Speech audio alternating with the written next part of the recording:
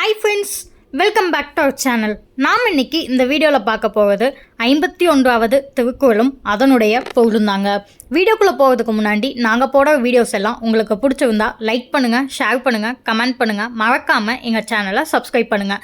கூடவே இருக்கிற பெல் ஐக்கானை கிளிக் பண்ண மறந்துடாதீங்க. அப்போ தான் நாங்கள் போடுற ஒவ்வொரு வீடியோஸும் உங்களுக்கு நோட்டிஃபிகேஷனில் வருங்க.